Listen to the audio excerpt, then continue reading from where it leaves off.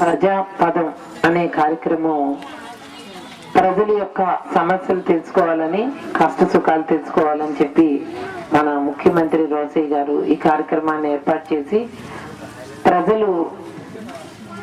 ఏ ఒక్కరికి అవసరమైనా కూడా ప్రతి అధికారి చుట్టూ తిరగని అవసరం లేకుండా ఈ కార్యక్రమం ఏర్పాటు చేసి అధికారులే మీ ముందుకు వచ్చారు. ప్రజాప్రతినిధులు, అధికారులు కూడా మరి ఎటువంటి సమస్య అయినా సరే అత్యవసరంగా మీకు వెంటనే ఇమీడియట్ గా కావాల్సిన పనులు ఏమైనా ఉంటే